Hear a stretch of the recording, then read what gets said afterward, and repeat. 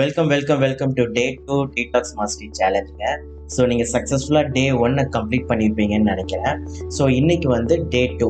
So நேற்று ஃபுல்லாகவே வந்து மைண்ட் செட் சார்ந்த விஷயங்கள் பார்த்தோம். டீடாக்ஸ்னா என்ன, ஏன் அதை கழிவை வெளியேற்றணும், நம்ம உடம்பை எப்படி வெளியேற்றுதுன்ற மாதிரி நிறைய இன்ட்ரெஸ்டிங்கான தகவலை நான் உங்களுக்கு ஷேர் பண்ணியிருந்தேன். ஸோ இன்னைக்கு டே 2 அண்ட் நாளைக்கு இந்த 2 நாள் வந்து கான்செப்ட்ஸ். ஸோ எப்படி என்னெல்லாம் எவ்வளோ கான்செப்ட்ஸ் இருக்குது, ஒரு 6லேருந்து 8 கான்செப்ட் நம்ம சொல்கிறேன். ஸோ என்னெல்லாம் கான்செப்ட் யூஸ் பண்ணி நம்ம கழிவுகளை, அதாவது நம்ம உடம்பு தான் நம்ம கழிவுகளை வெளியேற்றும், பட் நம்ம அதுக்கு எப்படி சப்போர்ட் பண்ணலாம், ஸோ அதுக்கு பின்னாடி இருக்கிற கான்செப்ட்ஸ் என்னன்றதை உங்களுக்கு நான் சொல்ல போகிறேங்க. ஸோ ரொம்பவே இன்ட்ரெஸ்டிங்காக இருக்கும். ஸோ சின்ன சின்ன வீடியோஸாக எல்லா கான்செப்ட்ஸை பற்றி நம்ம பேசிடலாம். ஸோ இன்னைக்கு நம்ம பார்க்க போகிற கான்செப்ட் பார்த்தீங்கன்னா, ஸோ டீடாக்ஸ் கான்செப்ட் 1ங்க. ஸோ ஃபஸ்ட்டு கான்செப்ட் என்னன்னு சொல்கிறேன். ஸோ ஃபஸ்ட்டு கான்செப்ட் வந்து என்னென்னா மைக்ரேட்டரி மோட்டார் காம்ப்ளெக்ஸுங்க. ஸோ எம்எம்சின்னு சொல்லுவாங்க. ஸோ இது வந்து நிறைய பேர், எனக்கு தெரிஞ்சு நிறைய பேர் இதை கேள்விப்பட்டிருக்க மாட்டீங்க. ஸோ எம்எம்சினா என்னன்னு ஃபஸ்ட்டு சொல்கிறேன். ஆக்சுவலாக நம்ம உடம்புக்குள்ளேயே ஒரு கிளீனிங் டீம் இருக்குங்க. ஸோ நம்ம எப்படி நம்ம ஆஃபீஸையோ வீடோ வந்து கிளீனிங் டீம் வந்து க்ளீன் பண்ணுறாங்க இல்லையா, அந்த மாதிரி நம்ம வயிற்றுக்குள்ளேயே, அதான் நம்ம வயிறு வந்து கட்டுன்னு சொல்லுவோம் இல்லையா, நம்ம வயிறு தான் ரொம்ப இம்பார்ட்டன்ட். ஏன்னா அங்கே தான் வந்து நம்ம சாப்பாடு உணவு போய் தங்குது. அதை தான் வந்து க்ளீன், அதில் இருக்கிற வேஸ்ட், நான் சொன்னேன் இல்லையா, உணவோட வேஸ்ட்டெல்லாம் வெளியில் தள்ளணும்.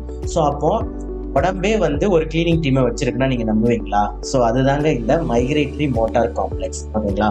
ஸோ இந்த மைக்ரேட்டரி மோட்டார் காம்ப்ளெக்ஸ் என்ன பண்ணுன்னா, நம்ம உணவு சாப்பிட்டதுக்கு அப்புறம் கொஞ்சம் நேரம் கழிச்சு அது வந்து என்னன்னா ஒரு மூமெண்ட் மாதிரி கொடுக்கும். அதாவது எப்படின்னா ஒரு கம்ப்ரெஷன் மாதிரி கொடுக்குங்க. ஸோ இந்த மைக்ரேட்டரி காம்ப்ளெக்ஸ் வந்து பார்த்தீங்கன்னா, நம்ம வயிறு இருக்கு.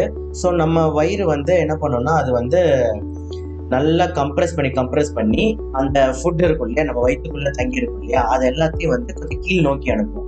அதாவது நம்மளோட வயிற்றுல இருந்து கீழே சிறுகுடல் வரும், அந்த சிறுகுடல் வந்து அப்புறம் பெருகுடல், அது வழியா வந்து அந்த மலம் வந்து வெளியில போகும். அப்போ அந்த குடல் வந்து பாத்தீங்கன்னா அப்படியே அமுங்கி அமுங்கி வரும். ஸோ இந்த மாதிரி இந்த மோஷன் இருக்கு பாத்தீங்களா, அந்த குடலை வந்து கொஞ்சம் ப்ரெஸ் பண்ணி அந்த உணவுகள் எல்லாத்தையுமே அந்த உணவு பைப் வழியா கீழே அனுப்பும். ஸோ இதுக்கு பேரு தான், இது இப்படி செய்யுது இல்லையா, இதுக்கு வந்து கண்டிப்பா வந்து நம்ம மூளையில இருந்து ஒரு சிக்னல் வந்து இதை வந்து பண்ண வைக்கும். ஸோ இதை பண்ற டிபார்ட்மெண்ட் பேரு தான் வந்து இந்த மைக்ரேட்டரி காம்ப்ளெக்ஸ், ஓகேங்களா? ஸோ எம்எம்சின்ற சொல்லக்கூடிய இந்த மைக்ரேட்டரி காம்ப்ளெக்ஸ்ங்க. ஸோ இப்போ உங்களுக்கு புரிஞ்சிருக்கும்னு நினைக்கிறேன். ஸோ எம்எம்சினா என்னன்ட்டு. ஸோ இது இப்போ எப்படியெல்லாம் வந்து நம்ம வந்து இதை யூஸ் பண்ணலாம் அப்படின்றத நான் வந்து இப்போ சொல்றேன். ஸோ இதுல வந்து மொத்தமா வந்து 3 ஃபேஸ் இருக்குங்க. செகண்ட். ஸோ இந்த 3 ஃபேஸ் வந்து இந்த எம்எம்சிக்கு மொத்தம் 3 லெவல்ல அது வந்து ஒர்க் ஆகும். அது என்னென்னு சொல்றேன். ஸோ ஃபேஸ் 1 பார்த்தீங்கன்னா ட்ரிகர்ட் பை ஃபாஸ்டிங். அப்படின்னா என்னன்னா, நம்ம சொன்னோம் இல்லையா, சாப்பிடாத போது ஒரு குறிப்பிட்ட டைமுக்கு அப்புறம் நம்ம சாப்பிட்ருப்போம் இல்லையா, அதுல இருந்து குறிப்பிட்ட டைமுக்கு அப்புறமா என்ன ஆகும்னா இது வந்து ஆரம்பிக்கும். இந்த எம்எம்சின்ற அந்த கம்ப்ரஸ் பண்ற அந்த ஒரு மூவ்மெண்ட் வந்து வயிற்றுக்குள்ள வந்து ஆரம்பிக்குங்க. ஸோ இது எதுக்காக இது பண்ணுது அப்படின்னா, இதோட யூஸ் என்னன்னா, clear undigested material and bacteria from the small intestine. So அதாவது என்னன்னா, நம்மளோட சிறுகுடல்ல இருக்கிற தேவையில்லை, அதாவது டைஜஸ்ட் ஆக முடியாத ஒரு பொருளையோ இல்ல தேவையில்லாத கெட்ட பாக்டீரியா இந்த மாதிரி இருக்கிற பொருளை வந்து அது வந்து வெளியில அனுப்புறதுக்கான பண்ணக்கூடிய வேலைகள் தான் இந்த ஃபேஸ் 1ல நடக்கும். அடுத்து ஃபேஸ் 2 என்னன்னா, ஸோ இது கொஞ்ச நேரம் வந்து அந்த மாதிரி வந்து ஒரு மூவ்மெண்ட் வந்து நம்ம உணவு தள்ளுது இல்லையா, அது கொஞ்ச நேரம் நடக்கும். கொஞ்ச நேரத்துக்கு அப்புறம் அந்த மூவ்மெண்ட் வந்து கொஞ்சம் ஸ்டாப் ஆயிடும் கொஞ்ச நேரத்துக்கு. அது ஏன்னா கொஞ்ச நஞ்சே இருக்கிற நல்ல பொருள்கள் ஏதாவது இருந்தது அந்த உணவுல இருந்ததுன்னா அதை வந்து நம்ம உடம்பு வந்து பிரிச்சு எடுத்து பிளட்ல கலக்கும். ஏன்னா மொத்தமா வேஸ்டா போயிடாம செகண்ட் வாட்டி ஒரு செக்கிங் நடக்குது. ஸோ வேற ஏதாவது நல்ல விஷயங்கள் அந்த உணவுல இருக்கு அப்படின்னா, நியூட்ரிஷன்ஸ், அதாவது நியூட்ரியன்ஸ் சொல்லக்கூடிய சத்துக்கள், அது ஏதாவது தாது சத்துக்கள் அந்த மாதிரி ஏதாவது இருந்ததுன்னா அதெல்லாமே வந்து அந்த டைம்ல வந்து நம்ம உடம்பு வந்து எடுத்துக்கும். அப்புறமா ஃபேஸ் 3ல என்ன பண்ணா திருப்பி வந்து இன்னும் ஸ்ட்ராங்கா வந்து கன்ட்ராக்ஷன் நடக்கும். அதாவது இன்னும் ஸ்ட்ராங்கா நம்ம குடலை வந்து அது வந்து உள்ளுக்குள்ள, இது எதுவுமே நம்மளுக்கு தெரியாது. ஸோ அதுதான் பியூட்டி, நம்ம உடம்புக்குள்ள 1008 ப்ராசஸ் நடக்குதுங்க. பட் நம்மளுக்கு எதாவது தெரியுதா? ஸோ அதுதான் வந்து உலகத்திலேயே வந்து மிக முக்கியமான, அதாவது உலகத்திலேயே ஒரு ஜீனியஸான கண்டுபிடிப்பு பார்த்தீங்கன்னா வேற எதுவுமே இல்லை, நம்ம உடம்பு தாங்க. ஏன்னா உடம்புக்குள்ள என்னெல்லாம் நடக்குதுன்னு பாருங்க. ஸோ ஃபேஸ் 3ல நான் சொன்ன மாதிரி திருப்பி ஒரு நல்ல ஸ்ட்ராங் இது பண்ணும்போது அந்த சிறுகுடல்ல இருந்து பெருகுடலுக்கு தள்ளி அப்படியே அதுக்கப்புறம் அது மலம் வழியா வெளியில போறதுக்கு யூஸ் ஆகும். இந்த எம்எம்சி யாருக்கெல்லாம் நல்லா இருக்கோ அவங்கெல்லாம் வந்து சாப்பிட்டோன்னா அடுத்த நாள் சீக்கிரமா மோஷன் போயிடுவாங்க. பிளஸ் அவங்க வயிற்றுக்குள்ள வந்து அழுக்கு தங்காது. அப்ப இந்த எம்எம்சி யாருக்கெல்லாம் கம்மியா இருக்கோ அவங்களுக்கு இந்த மலச்சிக்கல், கான்ஸ்டிபேஷன், அசிடிட்டி, அப்போ அசிடிட்டி ப்ராப்ளம் இருக்கிறவங்க, மலச்சிக்கல் இருக்கவங்க, வயிறு சம்பந்தப்பட்ட பிரச்சனைகள் இருக்கு, அதை கிளீன் பண்ணணும்னு நினைக்கிறவங்க இந்த எம்எம்சின்னு சொல்லக்கூடிய இந்த ஒரு ஃபங்க்ஷனை வந்து நம்ம வேலை செய்ய வைக்கணும். ஸோ இப்போ எப்பெல்லாம் இந்த எம்எம்சி ஒர்க் ஆகுது, நான் சொன்னேன் இல்லையா ஃபாஸ்டிங். ஸோ இன்னும் டீட்டெயிலாக சொல்றேன், எப்பெல்லாம் எம்எம்சி வந்து ஒர்க் ஆகுது அப்படின்றத பத்தி நான் இப்போ சொல்றேன். ஸோ எப்பெல்லாம் இது ஒர்க் ஆகும்னா, இப்போ நம்ம ஒரு வேளை சாப்பிட்றோம் இல்லையா, அந்த வேலை அப்புறம் அடுத்த வேலை சாப்பிட்றோம். அப்போ ஃபர்ஸ்ட் மீலுக்கும் செகண்ட் மீலுக்கும் ஒரு 4 மணி நேரமாவது கேப் எப்போ நம்ம விடுறோமோ அப்போதான் இந்த எம்எம்சியே வந்து ஆக்டிவேட் ஆகும்.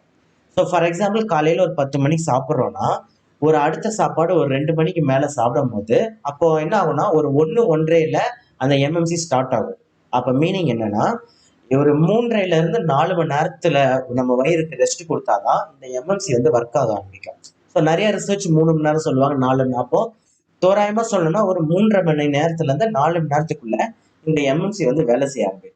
ஸோ அப்படி இதை வேலை செய்ய ஆரம்பிக்கும் போது தான் இந்த வயிற்றுல உள்ள கழிவுகள் எல்லாம் வெளியில தள்ளுறதுக்கு நம்ம உடம்பு வந்து யூஸ் பண்ணோம். சரிங்களா? ஸோ அப்போ இது புரிஞ்சுக்கோங்க. ஸோ எம்எம்சி ஒர்க் ஆகணும்னா மினிமம் ஒரு 4 to 5 hours வந்து கேப் இருக்கணும் நம்மளோட மீல்ஸ்குள்ள. ஸோ இதுதான் வந்து நம்ம என்ன சொல்லுவோம்னா, நம்ம மினி ஃபாஸ்டிங்னு நான் என்னோட பேஷண்ட்ஸ்ல சொல்லுவேன். ஸோ நான் வந்து ஒர்க் ஷாப்ல சொல்லியிருக்கேன், ஃபாஸ்டிங்கை பத்தி தனியாவே அடுத்து ஒரு வீடியோ போடுவேன் நான் இந்த இதுலயே.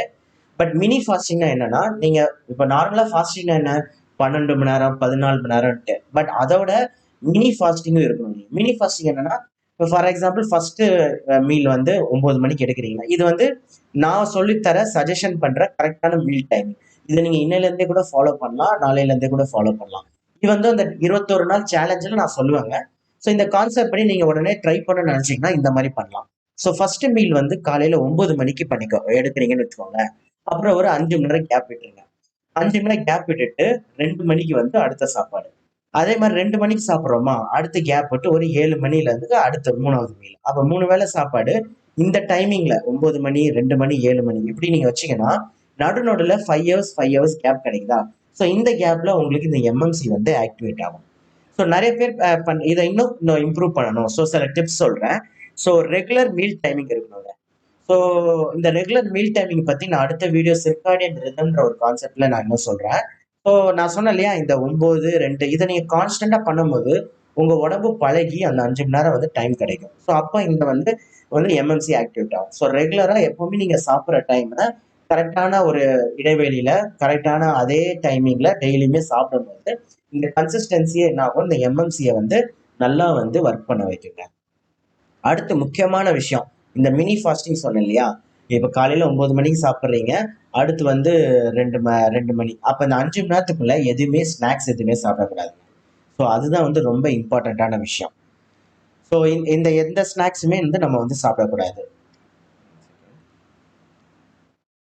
ஸோ இப்போ 9 மணிக்கு சாப்பிட்றீங்க, அடுத்து வந்து 2 மணிக்கு சாப்பிட்றேன்னு வச்சுக்கோங்க. அப்போ நடுவில் எந்த ஒரு விதமான ஸ்நாக்ஸ்னா என்னன்னா எல்லாமே எக்ஸப்ட் தண்ணி குடிக்கலாம், இல்லையா மிஞ்சி மிஞ்சி போனால் சர்க்கரை கலக்காத பால் கலக்காத ஏதாவது டீ, அதாவது ஒரு லெமன் டீயா இருக்கலாம். தண்ணியில் ஜஸ்ட் லெமன் பொழிச்சு டீயை இது பண்ணலாம். ஆனால் சர்க்கரை எதுவும் கலக்கக்கூடாது, பால் கலக்கக்கூடாது. இது ரெண்டும் கலந்தாலே அது ஃபாஸ்டிங் கிடையாது. அப்போ வெறும் லெமன் வாட்டரா இருக்கலாம், இளநீ கூட குடிக்கக்கூடாது. சரிங்களா? ஸோ லெமன் வாட்டரா இருக்கலாம், இல்லைன்னா டீ, காஃபி, பிளாக் டீ, இதை வந்து சர்க்கரையும் மில்க்கும் கலக்கக்கூடாது. சரிங்களா? ஆனால் முடிஞ்ச அளவுக்கு என்னன்னா, நீங்கள் நார்மலாக சாப்பிட்டீங்கனாலே முடிஞ்ச அளவுக்கு இந்த மினி ஃபாஸ்டிங் இருந்தீங்க அப்படின்னா நடுவில் 4 to 5 hours கேப்ல தண்ணி மட்டும் நீங்கள் வந்து குடிச்சிக்கலாம். ஸோ இதுக்கு பேர் தான் வந்து மினி ஃபாஸ்டிங்.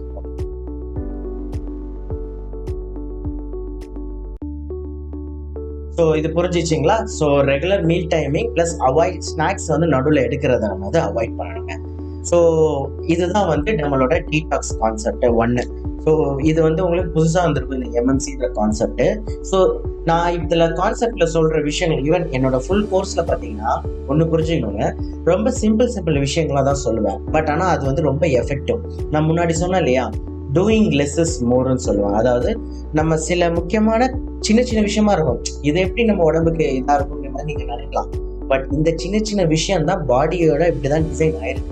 இந்த சின்ன விஷயம் இதுக்கு செலவாக போகிறது இல்லை, டைம் இல்லை, எனர்ஜி தேவையில்லை. நீங்கள் என்ன பண்ண போறீங்க, கரெக்டாக சாப்பிட போறீங்க, ஒரு கேப் விட போறீங்க. ஓகேங்களா? நிறைய பேர் சொல்லுவாங்க இந்த ஃப்ரீக்வெண்ட் மீல்ஸ் எடுக்கணும், இந்த வெயிட் லாஸ் சில டயட்டிஷியன் எல்லாம் சொல்லுவாங்க. பட் அது வந்து உங்க உடம்புக்கு தப்பு தான். சில எக்ஸப்ஷன்ஸ் இருக்குது. அதாவது சில பேர் வந்து இந்த ஜிஇஆர்டின்னு சொல்லுவாங்க. இந்த மாதிரி சில வயிறு ரிலேட்டட் ப்ராப்ளம் நீங்கள் இப்போ டாக்டரை பார்த்துட்டு இருக்கீங்கன்னா உங்கள் டாக்டர் சஜஸ்ட் பண்ணியிருப்பாங்க. அதாவது 2 hours ஒன்ஸு கம்மியாக எடுத்துக்கோங்க. அந்த மாதிரி ரொம்ப வந்து வயிறு ரிலேட்டட் வேறு பெரிய ப்ராப்ளம்ஸ் இருக்கிறவங்க இந்த ஆசிட் வந்து சரியாக சுரக்காதுன்னு சொல்லுவாங்க. அவங்களாம் வந்து 2 மணி நேரத்துக்கு வருவேன். ஸோ அது உங்கள் டாக்டர்ஸ் ஏற்கனவே சொல்லியிருந்தாங்கன்னா நீங்கள் அதை ஃபாலோ பண்ணிக்கலாம், தப்பு இல்லை. மற்றபடி 99% நீங்கள் டயபெட்டிஸாக இருக்கலாம், பிபியாக இருக்கலாம், எந்த கம்ப்ளைண்ட்டாக இருந்தாலுமே இந்த மாதிரி கேப் ஒரு 4 to 5 hours கேப்பை விட்டுட்டு நீங்கள் சாப்பிட்றது மூலயமா இந்த எம்எம்சி ஆக்டிவேட் பண்ண முடியும். ஸோ நான் மறுபடியும் சொல்கிறேன், இந்த கான்செப்ட்ஸ் எல்லாம் சின்னதாக இருக்கும். ஆனால் நீங்கள் எப்போ நீங்கள் இம்ப்ளிமெண்ட் பண்ணுறீங்களோ கண்டிப்பாக வந்து இது வந்து ரிசல்ட் கொடுக்கும். ஸோ இந்த எம்எம்சி வந்து உங்களுக்கு புதுசாக இருந்ததுன்னா வாட்ஸ்அப் குரூப்பில் வந்து யூஸ்ஃபுல்னு சொல்லுங்கள். இந்த எம்எம்சி நான் வந்து புதுசாக கேட்டிருக்கேன், அந்த மாதிரி உங்களோட ஃபீட்பேக் நீங்கள் கொடுங்க. மற்றபடி இந்த வீடியோ இவ்வளோதாங்க. ஸோ நெக்ஸ்ட் வீடியோவில் ஒரு இன்ட்ரெஸ்டிங் டாப்பிக்கோடு உங்களை சந்திக்கிறேன். நன்றி.